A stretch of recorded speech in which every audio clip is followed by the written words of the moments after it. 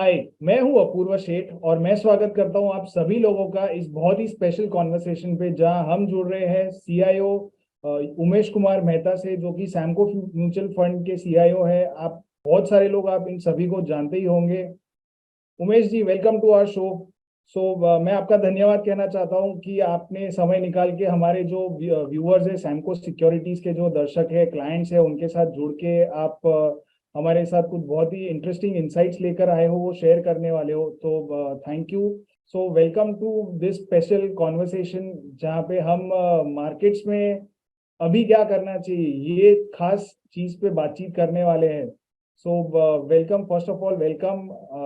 काफी देर बाद हम फिर से आपके साथ जुड़ रहे हैं बातचीत करने के लिए, तो we are very happy to have you on this particular platform.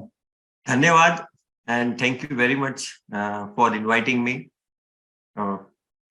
आज की तारीख में सबसे market are at new high से थोड़ा बहुत मार्केट में करेक्शन शुरू हुआ है, तो लोग ये समझ रहे हैं कि भाई क्या ये बुल मार्केट टॉप हो गया है, क्या हम बेच के निकल जाए क्या, या फिर ये करेक्शन है, ये लेने का मौका है, आगे बहुत बड़ी तेजी आने वाली है। तो कई सारे ऐसे ख्याल आते हैं कि भाई वर्ल्ड में अभी भी रिसेशन आने वाला है, ये डर भय लगा हुआ है।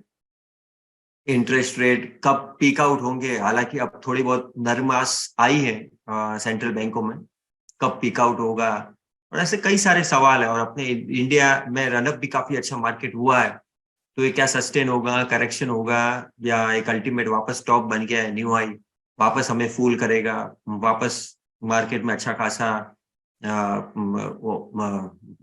कट आएगा पोर्टफोलियो में। तो ये एक है, मतलब हर एक के माइंड में इस तरीके के कंफ्यूजन है।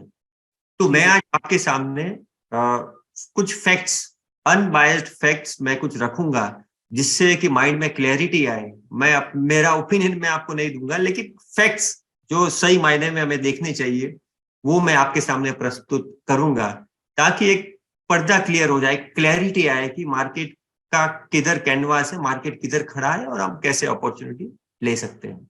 हमने बैकग्राउंड सेट किया है, what's the context that markets are at highs, and is it the time, and is it this time more particular, अगर मिड और स्मॉल कैप हम पैसा इन्वेस्ट करेंगे तो क्या आगे अच्छा रिटर्न बनेगा। And this is what the conversation is all about. But basically market में क्या इस भाव में, चाहे लार्ज स्मॉल मिड या जो भी है, क्या हमें मार्केट में पैसा इन्वेस्ट करना चाहिए? I think that is the biggest question that we all are into, and let's see this factual position.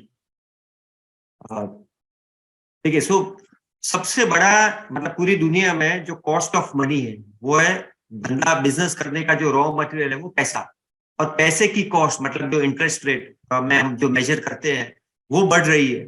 तो अगर रॉ मटेरियल की कॉस्ट बढ़ेगी तो ऑब्वियसली बिजनेस में इम्पैक्ट आएगा, प्रॉफिटेबिलिटी कम होगी, वैल्यूएशंस में इम्पैक्ट होगे। तो सबसे पहले the most important thing before we invest, we understand the bigger picture, we need to understand the global interest rate scenario. अगर ये इसमें clarity आ जाए, so then we know the bigger canvas where the world is standing in terms of asset allocation.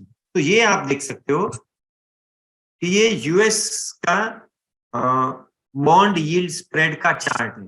अभी 2 year और 10 year, 2 year is what we call as a Fed rate, Fed के आसपास चलता है, और 10 year is a long term understanding of the market. भाई long term में interest rate किधर जा सकता है।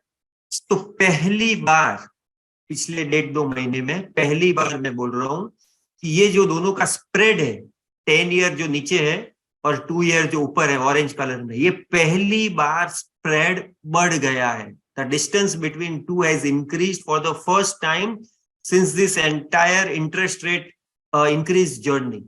तो पहली बार ये जब हुआ है, इसका मतलब क्या है कि अब मार्केट में ये, मतलब इन बॉन्ड मार्केट में ये धारणा बैठ रही है कि अब फेड इंटरेस्ट रेट बढ़ाना धीरे धीरे कम करेगी, रुक जाएगी और फिर घटना शुरू होगा। So this is what the biggest bond market of this planet, जो हम जिसे कहते हैं 30-35% of the world money gets traded in America, in USA, मतलब बॉन्ड और यूएस डॉलर। तो ये जो धारणा है पूरे विश्व की ऑन अ ब्रॉडर बेसिस कि भाई अब इंटरेस्ट रेट अमेरिका में धीरे धीरे कम होंगे, बढ़ेंगे नहीं। तो this is the bigger canvas which we say that is a stepping stone for a major bull market to develop. और ये जैसे जैसे डेवलप होगा, इंटरेस्ट जैसे जैसे लोगों को समझ में आएगा कि इंटरेस्ट रेट ये जो स्प्रेड धीरे धीरे बढ़ रहा है, वैसे वैसे लोगों की रिस्क लेने की तवज्जो और बढ़ेगी, लोगों के पास कलेजा आएगा और people will go towards risky assets. So this is what we call as the beginning of a foundation stone of a mega bull market that we are seeing. ये कल का कल जरूरी नहीं हो सकता है, बट ये अंडरस्टैंडिंग जरूरी है कि भैया मार्केट में we are in a bull market and we are ready and we are going to see a major bull market ahead of us. This canvas is very important. ये bigger picture बहुत जरूरी है।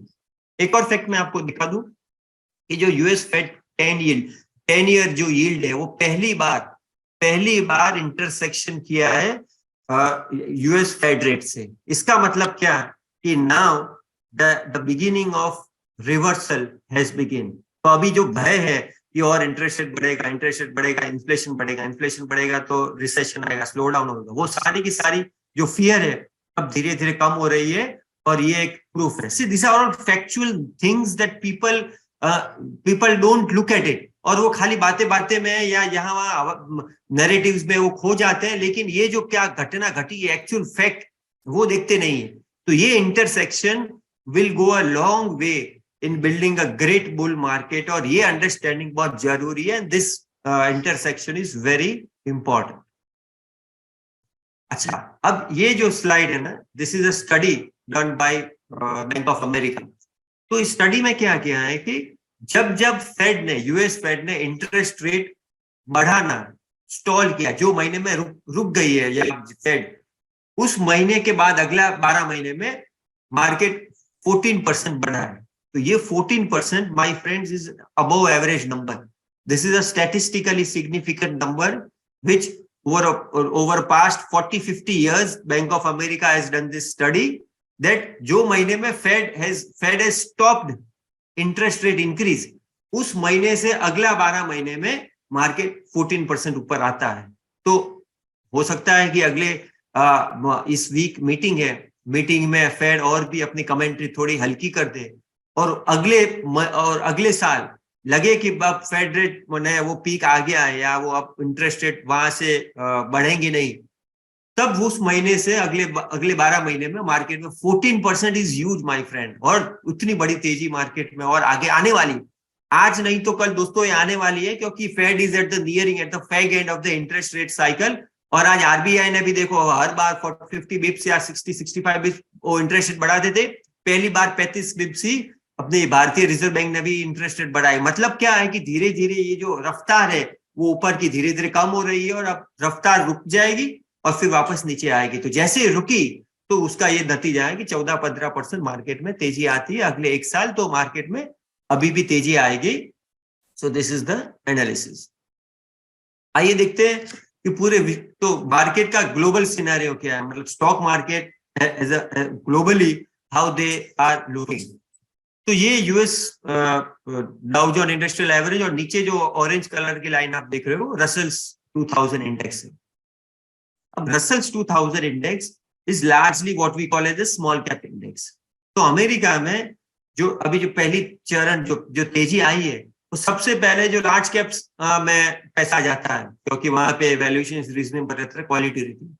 जो small cap है, जहां पे हम कैसे हम सेंटीमेंट भी हम मेजर करते हैं, क्योंकि रिटेल इन्वेस्टर का सेंटीमेंट अगर देखना है तो वो स्मॉल कैप इंडेक्स से दिखता है। तो स्मॉल कैप इंडेक्स अभी भी लैग कर रहा है सब्सटेंशियली। लोगों का अभी भी विश्वास नहीं है कि अमेरिका में तेजी आएगी। वहां के लोकल इन्वेस्टर को लगता है वहां रिसेशन आने वाला है, या वहां इंटरेस्ट रेट और भी बढ़ने वाला है, या स्लो डाउन आने वाला है। इसके कारण वहां ये जो रसल्स 2000 इंडेक्स है वो भी लैग कर रहा है। तो ये इस तरीके से हम ये रुझान निकालते हैं कि अगर रिटेल इन्वेस्टर को अभी भी विश्वास नहीं है कि भी मार्केट में तेजी आएगी, इसका मतलब कि मार्केट में और तेजी, ये तो मार्केट का टॉप नहीं है, मार्केट में और तेजी आनी बाकी है, और लंबी मार्केट में तेजी आएगी। जब ये मार्केट में सारा माहौल जब अच्छा हो जाएगा, सब लोग लाव करेंगे, तब ये स्मॉल मिड कैप इंडेक्स भी वहां अमेरिका में वो भी बढ़ जाते हैं, काफी अच्छी तादाद में बढ़ जाते हैं। तब हमें लगता है कि मार्केट में टॉप हुआ है। अभी इंडिया में भी मार्केट भले ही प्रीवियस पीक के आसपास हो, 18,500 18,800 के आसपास, लेकिन मार्केट का ये टॉप घबराने वाला नहीं है। ये हो सकता है नॉर्मल इंटरमीडिएट टॉप हो, थोड़ा बहुत करेक्शन आ जाए, लेकिन जो लंबी तेजी और बाकी है, वो जो अल्टीमेट टॉप जिसे हम कहते हैं, जो हमें डर लगता है अल्टीमेट टॉप तो नहीं आएगा मार्केट में, करेक्शन बहुत लंबा या मार्केट बेयर मार्केट में तो नहीं जाएगा, तो वो संभावना नहीं है, क्योंकि अभी भी लोग बेरिश है। और जब तक लोग बेरिश है मतलब रात के बाद दिन आने वाला है, मतलब तेजी आने वाली है, और ये धीरे धीरे धीरे तेजी आगे बढ़ती रहेगी। और this is what is the scenario of American market. और ये शॉर्ट टर्म पीरियड है, शॉर्ट टाइम फ्रेम में भी Russell 2000 index is under performing और large cap index is out performing, मतलब कि अभी भी पब्लिक में सेंटीमेंट, रिटेल इन्वेस्टर का सेंटीमेंट वीक है। आइए अब हम भारत की बात करते हैं कि भाई इंडिया का क्या सीन है। तो देखिए इंडिया में भी यही है, क्योंकि ultimately investor, retail investor across the world की जो इमोशंस है, जो ग्रीड, फियर है, जो नैरेटिव्स है, वो तो सभी जगह सेम रहते हैं। तो ये इंडिया में आप देखिए निफ्टी 50 जो ऊपर है, और ये जो नीचे है वो स्मॉल कैप 250। ये small cap 250 ideally captures the mood off Indian retail investors. तो अगर आपको कोई कहे भाई what is the mood off Indian market, तो ये आपको इंडेक्स देख के आपको पता चलेगा कि भाई रिटेल इन्वेस्टर की क्या सोच है, क्या मूड है। तो ये आप देखिए काफी अच्छा लंबा अंडर परफॉर्मेंस है स्मॉल कैप और स्मॉल कैप का कंपेयर टू लार्ज कैप। तो जब पैसा आता है, तेजी आती, तो सबसे पहले लार्ज कैप्स में जाते हैं पैसा, और उसके बाद फिर पैसा स्मॉल और मिड कैप में जाता है। तो currently all those money is about to come. पैसा भले आया नहीं है लंबा, लेकिन बड़ा पैसा अब आने की तैयारी है स्मॉल मिड कैप और इस तरीके के शेयर्स में। जब पैसा आएगा तब जाके धीरे धीरे अच्छी बुल मार्केट डेवलप होगी। और ये शॉर्ट टर्म है, निफ्टी और स्मॉल कैप 250 इंडेक्स में डिफरेंस है।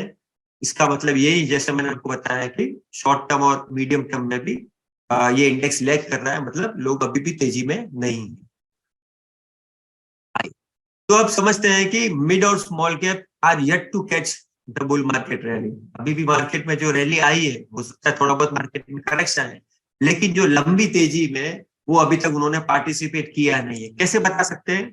इससे हमें पता चलता है, ये पिछले 3 साल का, 2.5-3 साल का रेशियो है। क्या रेशियो है? Nifty compare to mid small 400। अभी mid small 400 is an ideal, मेरा शेयरिंग दिख रहा है ना Apoorv? Okay, yes it's visible. तो ये जो रेशियो है, इसका मैं आपको बताता हूं कि करंटली मार्केट में तेजी आई है, लेकिन this ratio they are under performing. ये जो आपको नीचे लिख रही है, इसका मतलब अंडर परफॉर्मेंस है। और इसके पहले मार्केट में ये अंडर आउट परफॉर्मेंस था और लार्ज कैप्स अंडर परफॉर्म कर रहे थे। वैसे ही ये पीरियड में लार्ज कैप अंडर परफॉर्म कर रहे थे और मिड और स्मॉल कैप आउट परफॉर्म कर रहे थे। ये पीरियड में मिड और स्मॉल कैप काफी अच्छी आउट परफॉर्मेंस थी, और लार्ज कैप आप देखिए उधर थोड़े बहुत ही इंक्रीमेंट हुआ। तो अब ये दर्शाता है कि अभी तो लार्ज कैप चल पड़े, लेकिन अब क्या ये आगे जो समय आने वाला है वो मिड और स्मॉल कैप का समय आएगा? क्या वो आउट परफॉर्मेंस आएगा? क्या अच्छा रिटर्न आएगा? तो ये हमें एक हिस्टोरिकल पर्सपेक्टिव देता है कि आज की तारीख में मार्केट की क्या सिचुएशन है, ओवरऑल मार्केट कौन से कगार पे खड़ा है और आगे क्या होने वाला है।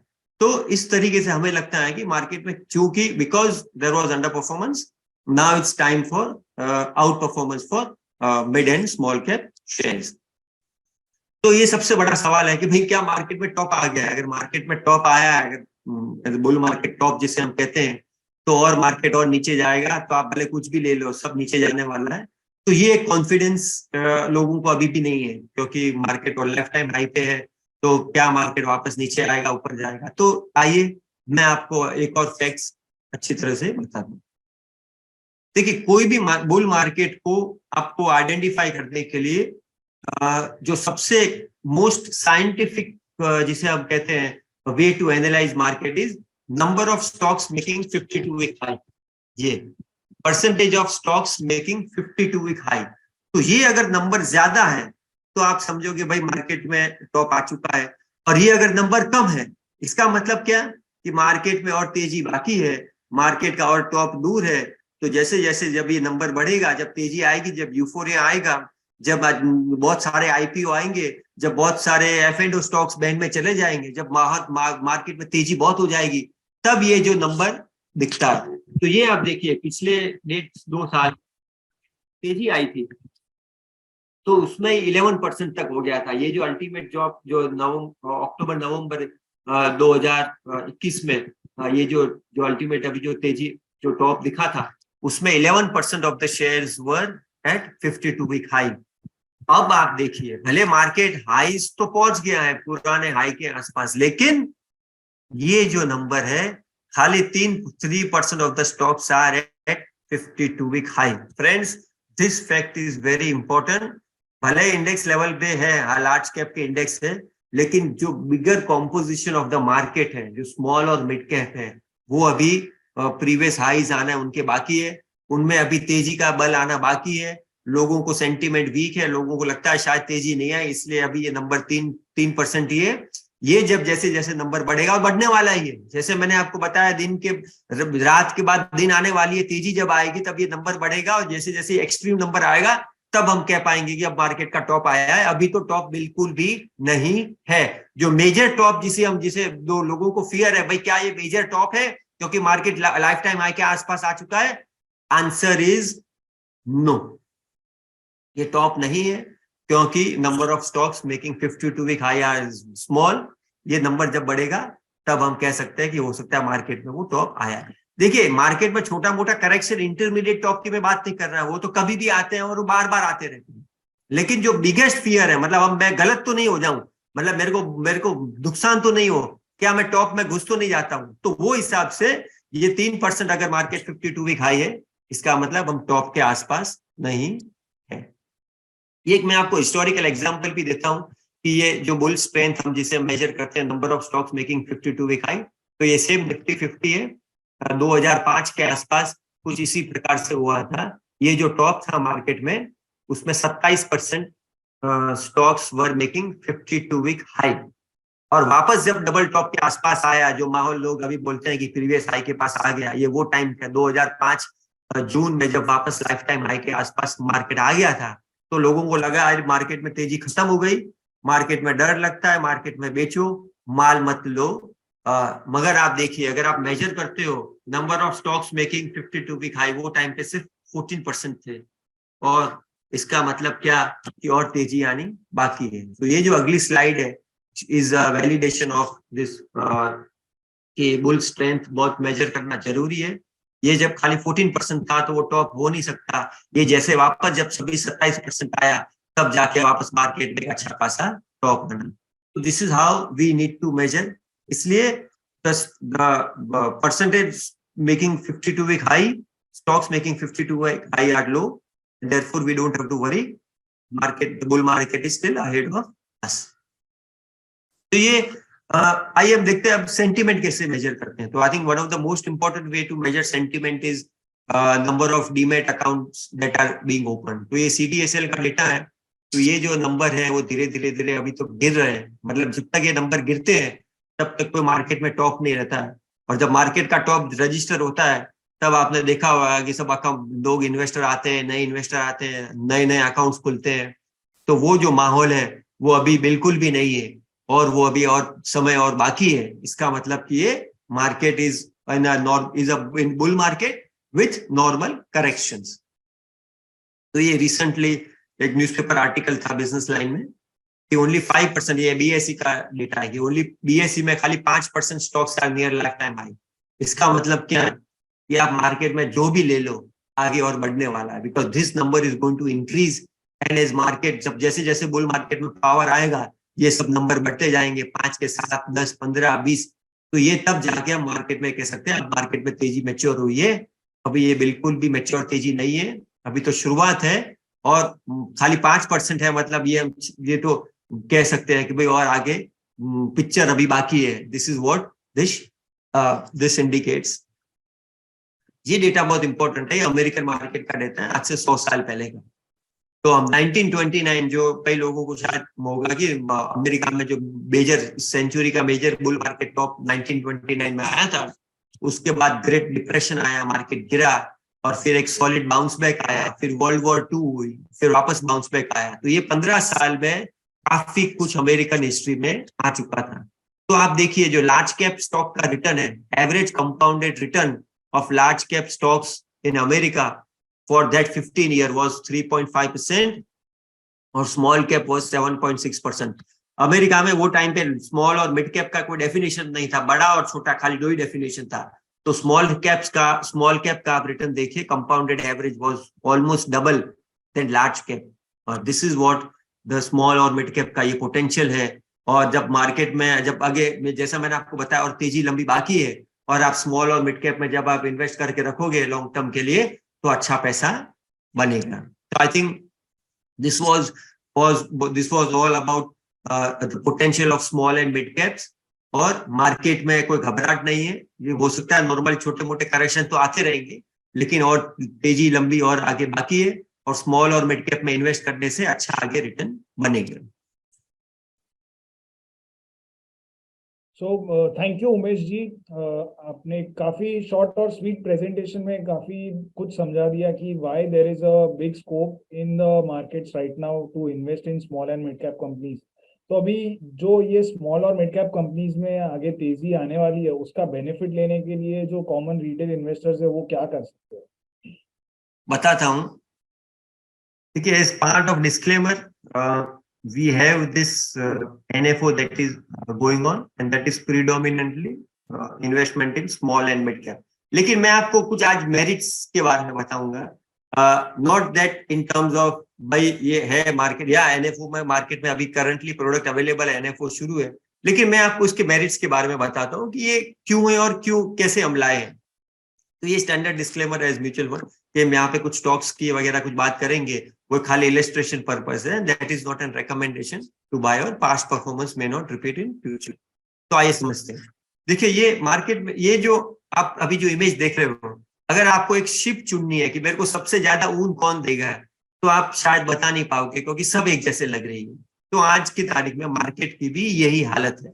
क्या हालत है कि मार्केट में जो ELSS एज एन कैटेगरी, मतलब जो टैक्स सेविंग फंड जो है, वो अगर कौन सा फंड में मैं पैसा इन्वेस्ट करूं मुझे ज्यादा रिटर्न मिले, तो वो सेम कैटेगरी है। क्यों कैसे हम बोल सकते हैं?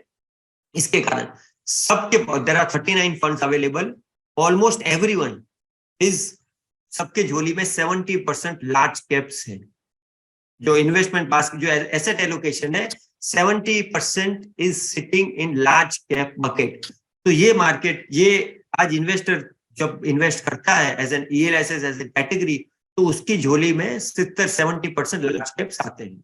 और out of 1,50,000 crore, 1 lakh crore is in large caps. और ये निफ्टी 500 का भी इसी तरह से एक्सपोजर है, अराउंड 77% इन लार्ज कैप।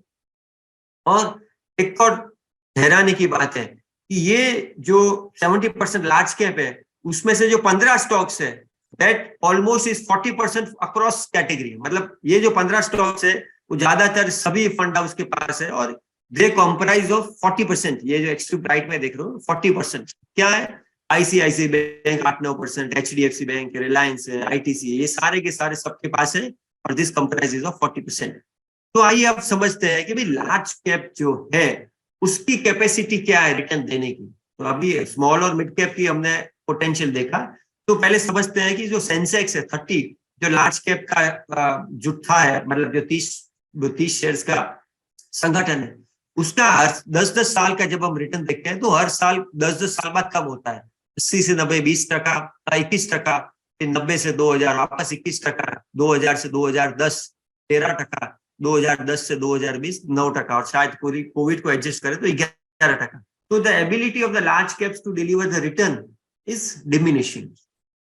और इसलिए हमारा सॉल्यूशन है जेन्युइनली कि भाई अगर इन्वेस्टर को पैसा इन्वेस्ट करना है, तो उस तरीके का पोर्टफोलियो बना के दीजिए जहां पे उसका पैसा ज्यादा बने। तो स्मॉल और मिड कैप वाला हमारा पोर्टफोलियो है। तो ये है हमारा ELSS फंड जो प्रीडोमिनेटली मिड और स्मॉल कैप में इन्वेस्ट करेगा।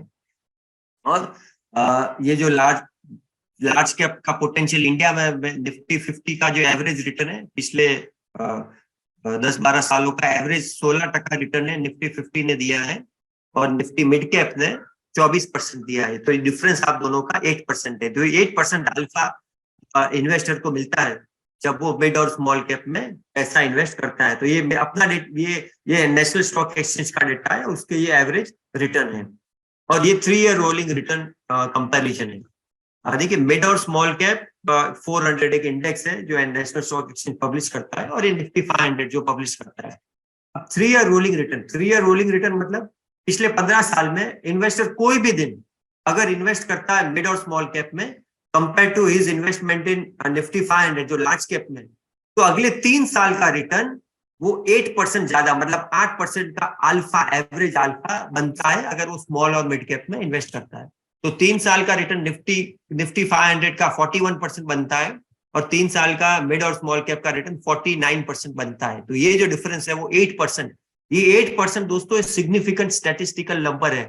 You investors cannot ignore this alpha because जब मिड और स्मॉल कैप का ये पोटेंशियल है, ये पोटेंशियल रह चुका है, मतलब this is how they have behaved in the past and most likely this is how they will behave in the future. क्योंकि अगला जो 3, 5, 10 साल जो इंडिया का जो फेज है वो और भी एक्सीलरेटेड ग्रोथ आने वाली है, क्योंकि India is young democratic country और वहां पे जो पैसा आएगा वो जबरदस्त पैसा आएगा और उसमें स्मॉल और मिड कैप में लोगों को अच्छा फायदा होगा। इसमें वॉलिटिलिटी थोड़ी ज्यादा रहती है, ये 1 साल की वॉलिटिलिटी मिड और स्मॉल कैप में ज्यादा रहती है। तो अगर 3 साल का लॉक इन प्रोडक्ट हो, मतलब ELSS एक ऐसा है प्रोडक्ट जहाँ पे फिक्शन ऑफ लॉ है, मतलब यहाँ पे मैंडेट है कि अगर एक बार इन्वेस्टर इन्वेस्ट करता है तो 3 साल तक वो लॉक इन हो जाता है।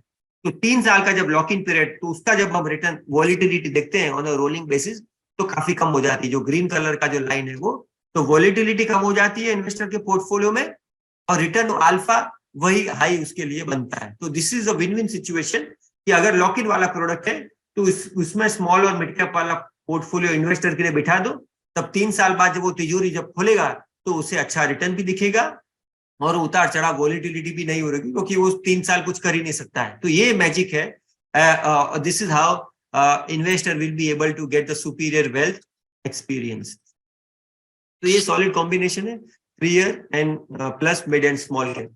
तो ब्रीफली बता दूं कि वी हैव अ एक्साशिल फ्रेमवर्क जो हमारी 3 स्ट्रेटेजी है, उसमें हम शेयर्स को फिल्टर करके पास करते हैं। लेकिन सबसे पहले एक मिथ है मार्केट में, वो मिथ है कि भाई स्मॉल और मिड कैप कंपनियां बहुत रिस्की है, वो कोर पोर्टफोलियो में बन नहीं सकती, वो बड़ा पैसा नहीं बना सकती, वो वोलेटाइल है, वो ट्रेडिंग के लिए अच्छे है, शायद इन्वेस्टमेंट के लिए अच्छे नहीं है।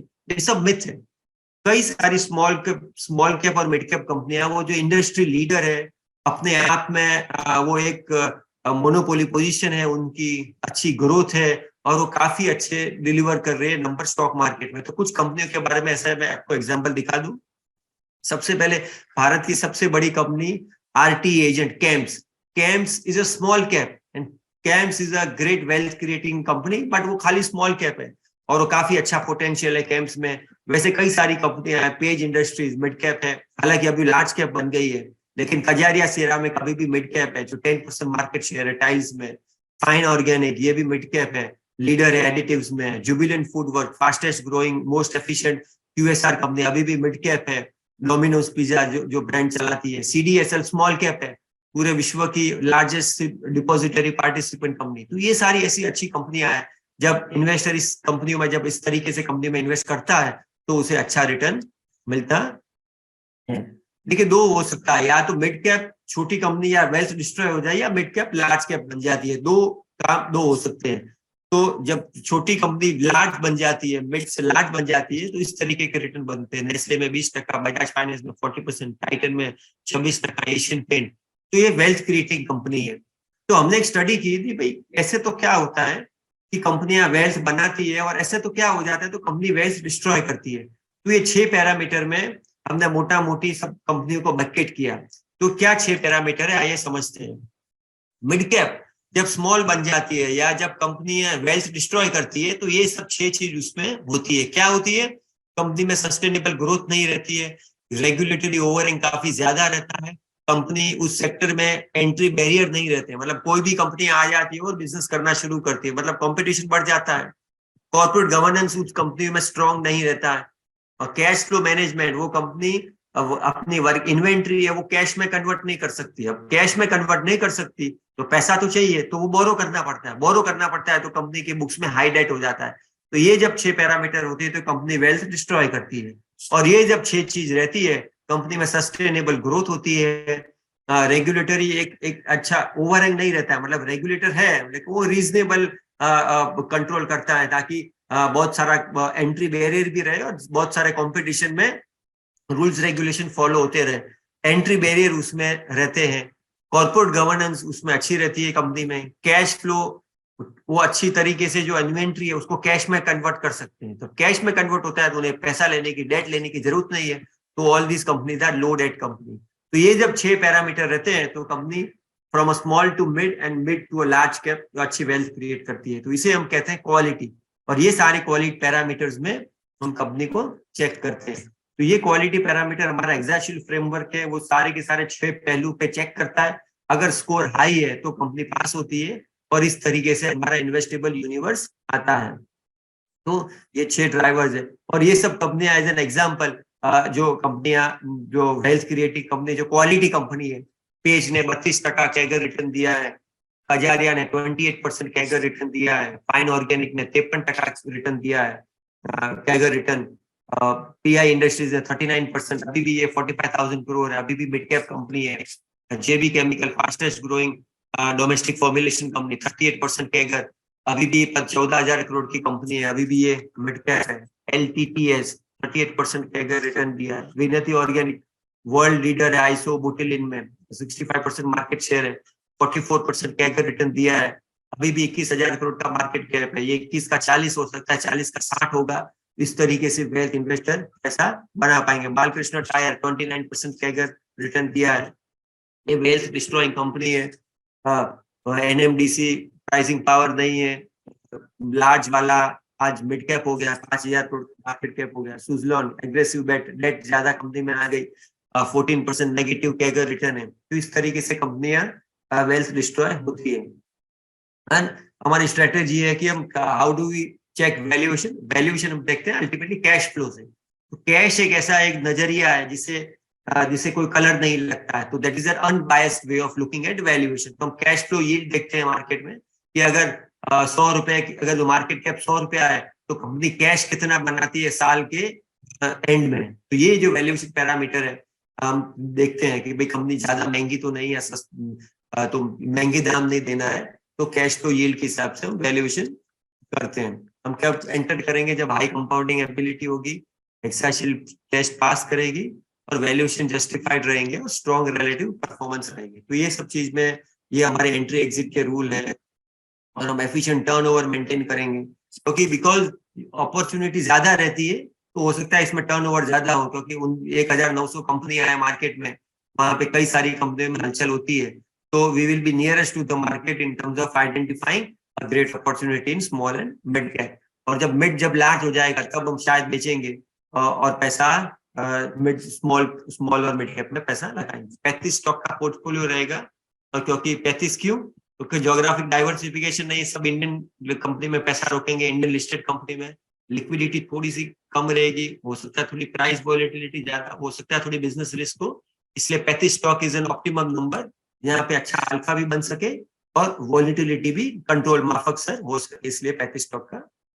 तो ये मोटा मोटी इस तरीके का ये फंड है, जैसे पे बस सार इसका यही है कि हम स्मॉल और मिड कैप में पैसा इन्वेस्ट करेंगे और ये 3 साल का लॉक-इन है। 3 साल के लॉक-इन में उतार चढ़ाव एक स्मूदन आउट हो जाएगा और टैक्स जो एडवांटेज है वो इन्वेस्टर के लिए एडेड एडवांटेज है। बेसिकली अच्छा क्वालिटी मिड और स्मॉल कैप का पोर्टफोलियो और टैक्स एडवांटेज एक added icing on the cake है इन्वेस्टर के लिए। तो this is how we have created a win win situation. तो ये क्लोजिंग डेट है 16 दिसंबर क्लोजिंग डेट है एनएफओ की, और 29 दिसंबर को वापस रीओपन।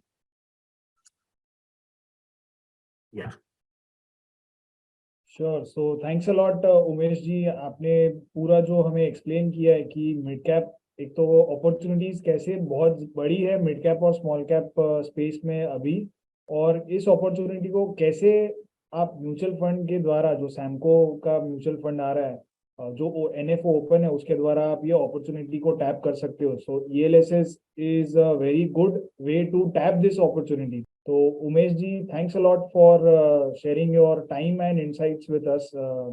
जो आपने 1 घंटे में पूरा हमें समझाया कि मिड कैप्स में कैसे बहुत बड़ी अपॉर्चुनिटी है, और यूएस मार्केट्स का भी एग्जांपल लिया, इंडियन मार्केट्स में अभी क्या चल रहा है वो भी बताया. So it was a complete overall insightful session and we thank you for it. Thank you. Thank you.